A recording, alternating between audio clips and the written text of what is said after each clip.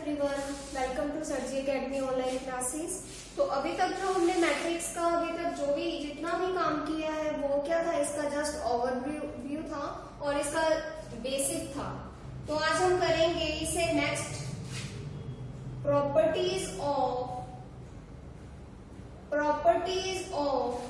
Symmetric and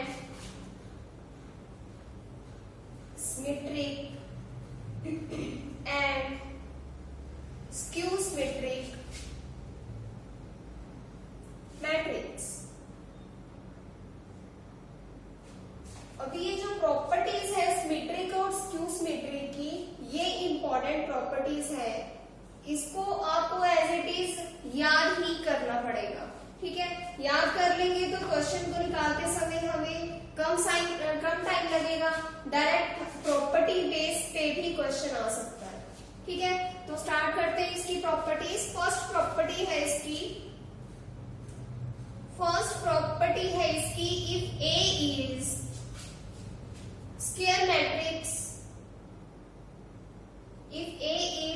matrix, then अगर A हमारा square matrix है तो A plus A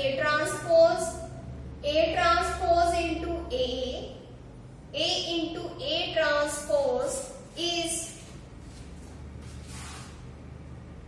are all symmetric matrix. तो ये सभी के सभी भी क्या होंगे, सिमेट्रिक मैट्रिक्स होंगे। ये तीनों कंडीशन, अगर A क्या है हमारा स्क्वायर मैट्रिक्स है तो ये सभी क्या होंगे आपस, ये भी सब क्या होंगे आपके सिमेट्रिक मैट्रिक्स होंगे। क्लियर। सेकंड प्रॉपर्टी देख लेते हैं। फिर सेकंड प्रॉपर्टी है हमारी if A is symmetric matrix. अगर ए हमारे पास सिमेट्रिक मैट्रिक्स है, that is A is equal, symmetric की property A is equal A transpose, then A inverse is, ये इनवर्स का साइन है, ये ट्रांसपोज का साइन है, then A inverse is also A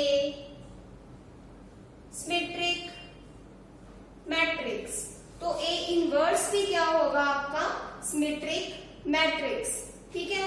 उसके साथ ही साथ also B inverse A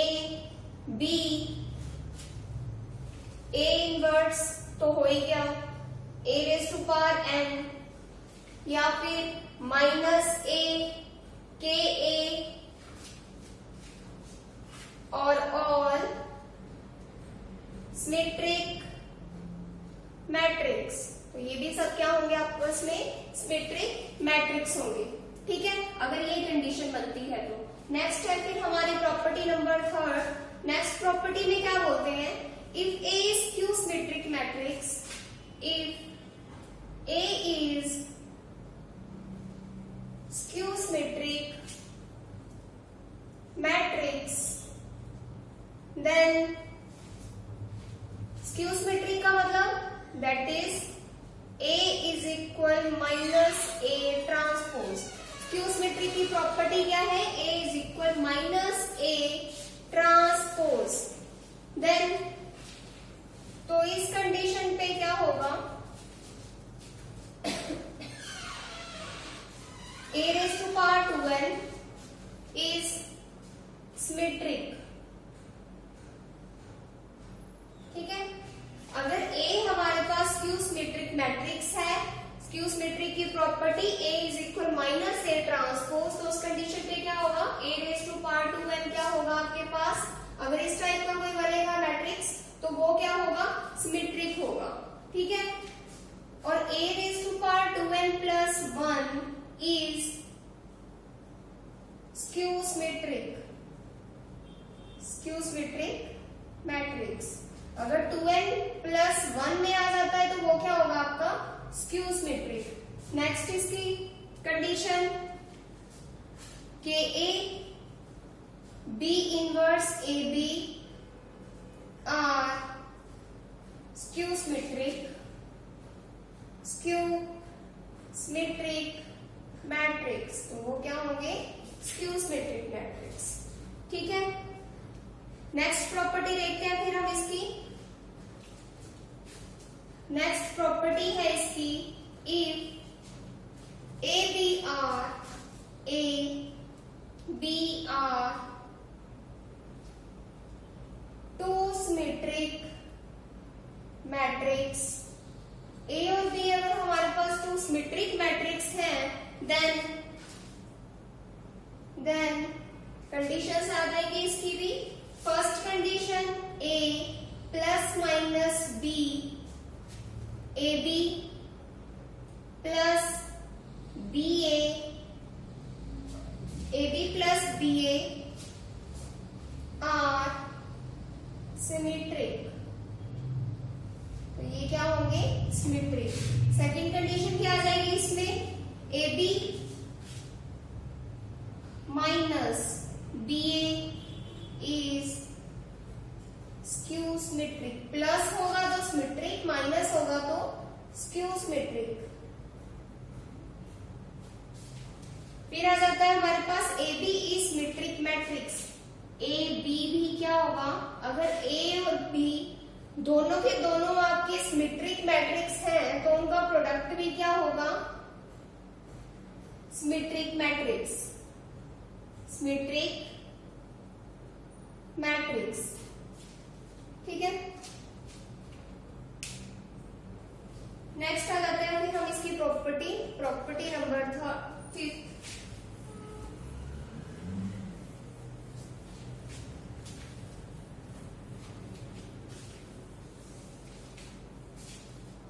next property है इसकी,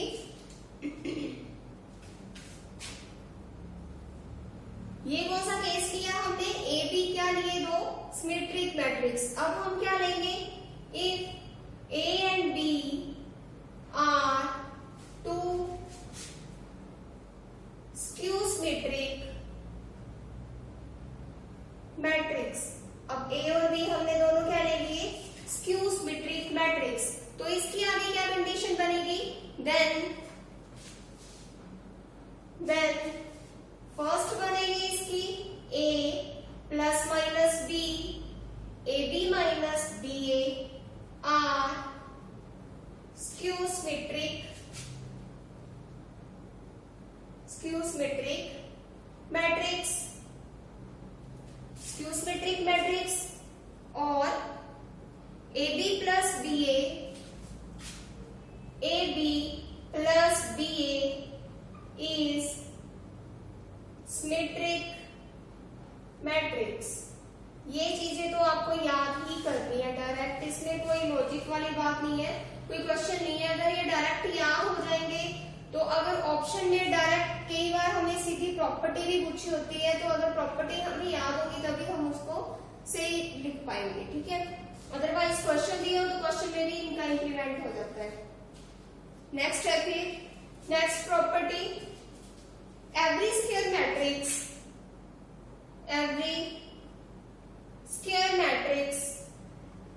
can be expressed as a sum of symmetric and skew symmetric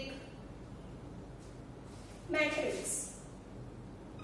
ठीक है, तो इसको कैसे लिखते हैं हम, sum of P symmetric matrix, Q skew symmetric matrix.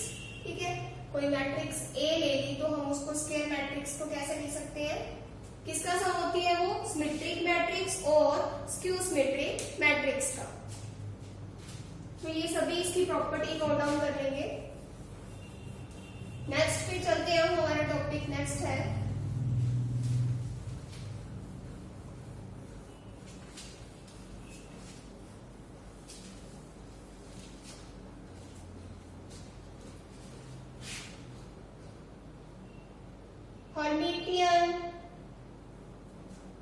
Hermitian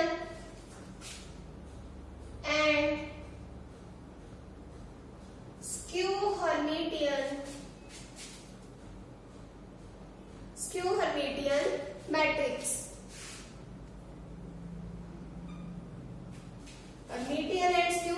Hermitian matrix. इनकी डेफिनेशन देखेंगे पहले Hermitian matrix.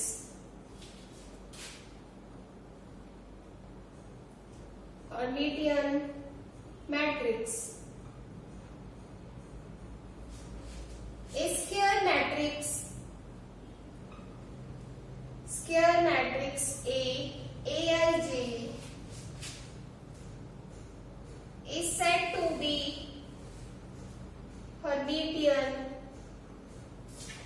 said to be Hermitian if Aij is equal Aij conjugate। ठीक है, और इसको रिप्रेजेंट कैसे करते हैं? Represented by A is equal A theta. Theta से डिनोट करते हैं किसको? हर्मिटियन मैट्रिक्स को। ठीक है, एग्जांपल लेते हैं इसकी कोई, कैसे फाइंड करते हैं हर्मिटियन मैट्रिक्स। A हमारे पास मैट्रिक्स अगर हमें गिवन है A B plus iota C, B minus iota C और D, ये हमारे पास मैट्रिक्स A गिवन है। हमें इसका क्या निकालना है? Find the Hermitian matrix of the given matrix. तो आप कैसे निकालोगे इसका हर्मिटियन? कैसे निकालोगे? पहले तो हम क्या लेंगे इसका ट्रांसपोज लेंगे। पहले ट्रांसपोज क्या होता है? जो रो होगी उसको आप कॉलम बना दो, सेकंड रो को सेकंड कॉलम बना दो। तो ये बन जाएगा B प्लस आयोटा C और ये B minus iota C D। कर दिया ट्रांसपोज करने के बाद हमने इसका क्या लेना है? कंजुगेट मतलब आयोटा के साथ साइन चेंज कर देंगे। A यहां पे बन जाएगा आपका B plus iota C, plus था तो क्या आ जाएगा यहाँ पे? माइनस, यहाँ पर D। अब ये सेम टर्म बन गई कौन सी? जो हमारा क्वेश्चन था, यानी क्या बन गया हमारे पास? A is equal A theta, ये कंडीशन बन गई। ठीक है, तो हर्मिटियन मैट्रिक्स कैसे फाइंड आउट करते हैं? पहले लेते हैं हम ट्रांसपोज, फिर लेते हैं हम कंजुगेट। तो ये आप लिख भी सकते हो इसका method. First take transpose then conjugate. पहले ट्रांसपोज लेंगे उसके बाद उसको कंजुगेट करेंगे। ठीक है, अब इसमें आप नोट करके लिखेंगे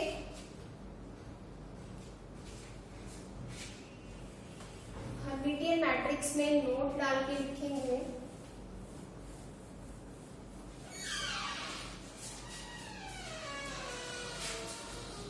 Z is equal Z conjugate when Z is purely real. If A is Hermitian matrix,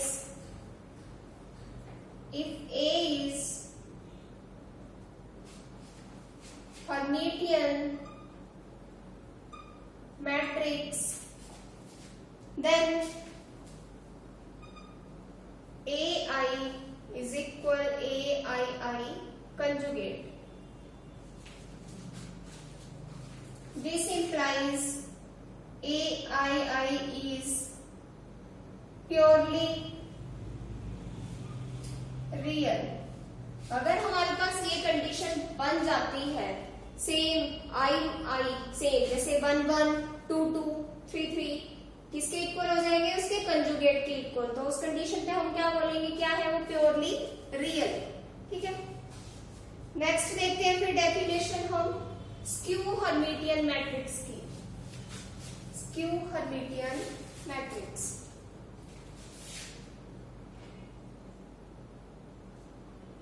skew Hermitian matrix की डेफिनेशन क्या है? स्क्वायर मैट्रिक्स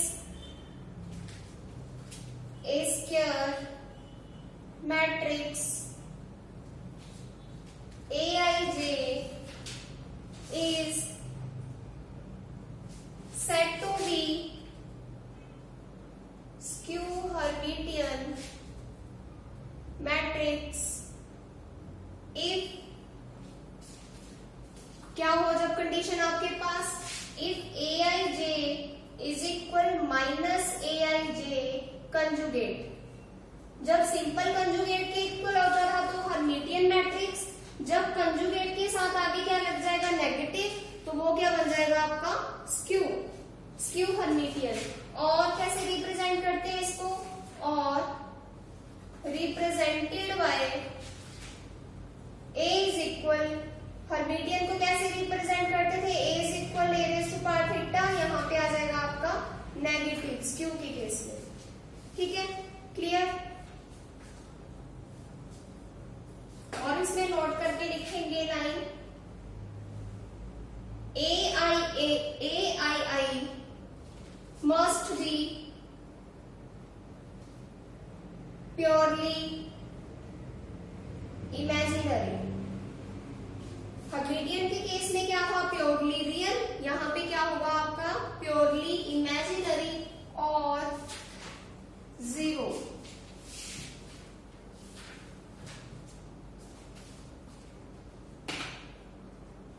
ठीक है, नेक्स्ट आ जाती है फिर हमारी ऑर्थोगोनल मैट्रिक्स।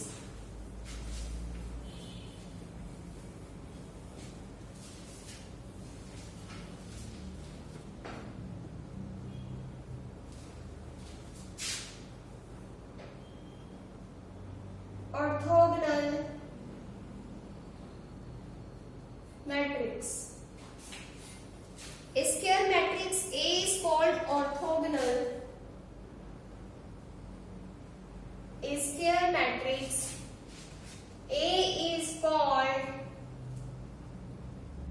orthogonal if, क्या कंडीशन है ऑर्थोगोनल की, if A transpose is equal A transpose into A। ये किसकी कंडीशन है आपकी ऑर्थोगोनल मैट्रिक्स की। ठीक है, दिस इंप्लाइज, अगर हम इन दोनों को लेंगे इसको तो A transpose is equal A transpose किसके इक्वल होगा A वहां चला जाएगा तो A इनवर्स, इनवर्स के साथ आइडेंटिटी एलिमेंट को अगर हम मल्टीप्लाई करेंगे तो सेम एलिमेंट वही आ जाता है, क्योंकि आइडेंटिटी का मतलब क्या होता है 1, तो कोई फर्क नहीं पड़ेगा इसके ऊपर, सेम आ जाएगा। तो हमारे पास क्या कंडीशन निकल के आई, A इनवर्स किसके इक्वल हो गया A ट्रांसपोज। ठीक है, A इनवर्स किसके इक्वल हो गया A ट्रांसपोज। ये क्या किसकी कंडीशन है ऑर्थोगोनल मैट्रिक्स की। ऑर्थोगोनल मैट्रिक्स में क्या होता है A ट्रांसपोज किसके इक्वल A इनवर्स के इक्वल। अब इसमें नोट करके लिखेंगे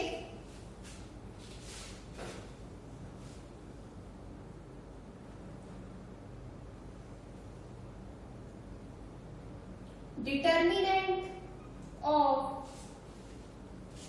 orthogonal matrix is 1 or -1।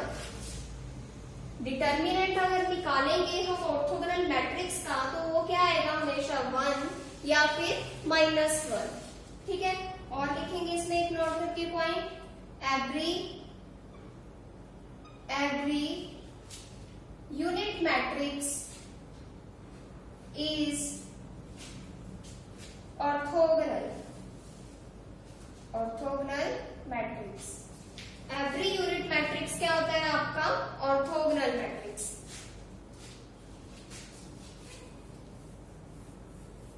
Next है फिर हमारी मैट्रिक्स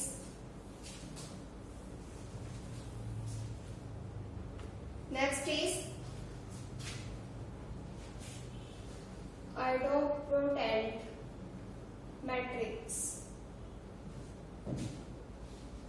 तो इसकी डेफिनेशन देखेंगे, पहले क्या है ये, किसको बोलते हैं ये, इफ A स्क्वायर किसके इक्वल आ जाए हमारा A के इक्वल, idempotent मैट्रिक्स, तो हम उसको क्या बोलते हैं A स्क्वायर की क्या कंडीशन है इसकी, जब हमारा A स्क्वायर किसके इक्वल आ जाए A के इक्वल।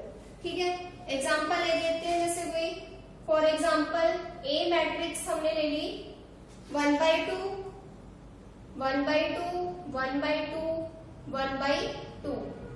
ठीक है, अब इसका स्क्वायर फाइंड करेंगे। स्क्वायर का मतलब मैट्रिक्स को हमने क्या करना है, मल्टीप्लाई 1/2 1/2 1/2 1/2। Second matrix 1/2 1/2 1/2 1/2। मल्टीप्लाई करेंगे first row first column, first element को फर्स्ट के साथ, सेकंड को सेकंड के साथ। 1/2 इंटू 1/2 1/4 प्लस 1/4। सेम यहाँ पे भी सेम बनेगा 1/4 प्लस 1/4 1/4 प्लस 1/4 1/4 प्लस 1/4। एलसीएम लेके करेंगे सॉल्व 2/4 दैट इज 1/2। तो सब कंडीशन पे सेम आ जाएगा आपके पास 1/2 1/2 1/2 एंड 1/2। तो ये फिर से हमारी कौन सी मैट्रिक्स बन गई जो हमें गिवन थी। तो क्या कंडीशन बन गई, ए स्क्वायर इज इक्वल ए। इसको बोलते हैं आइडेंटिटी मैट्रिक्स। इसमें भी नोट करके लिख लेंगे।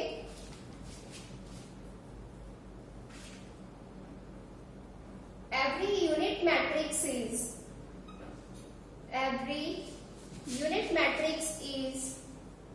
idempotent matrix.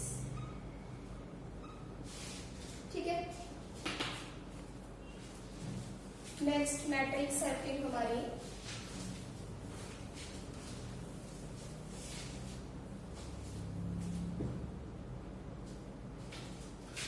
Involuntary matrix.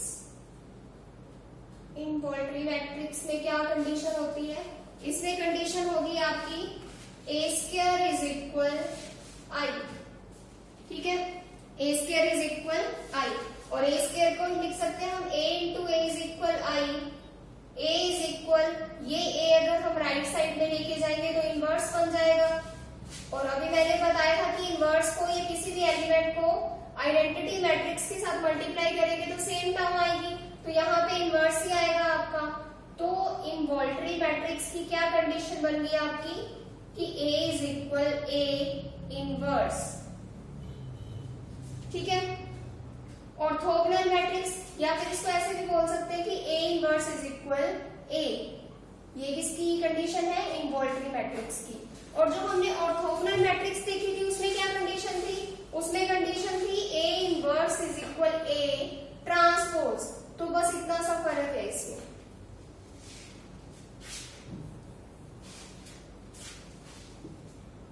Again, every unit matrix is again involuntary matrix. ठीक है, नेक्स्ट है फिर हमारी nilpotent matrix. Nilpotent matrix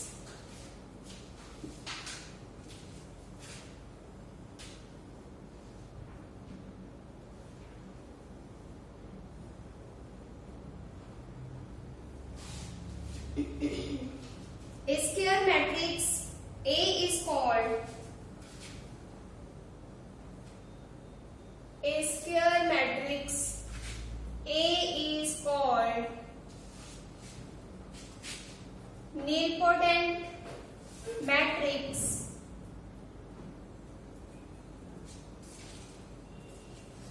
if there exists P belong to N such that A raised to power P is equal 0, तो इसको बोलते हैं हम क्या, नीलपोटेंट मैट्रिक्स। ठीक है, where P is the index of the matrix, index of the matrix। Example लेंगे इसकी। फॉर एग्जाम्पल ए मैट्रिक्स है हमारे पास 0 0 1 0, ठीक है, इज नीलपोटेंट मैट्रिक्स,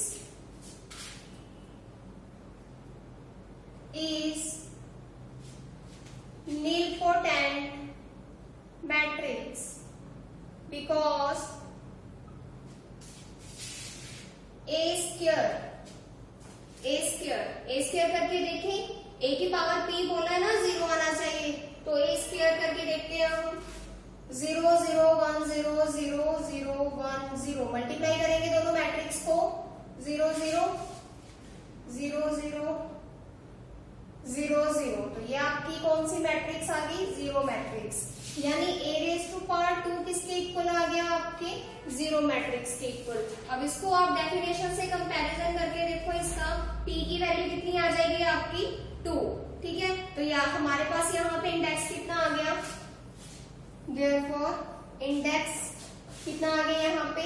2, तो इसको बोलते हैं नीलपोटेंट मैट्रिक्स, ठीक है। तो आज के लिए इतना ही, बाकी हम करेंगे हमारे नेक्स्ट वीडियो में।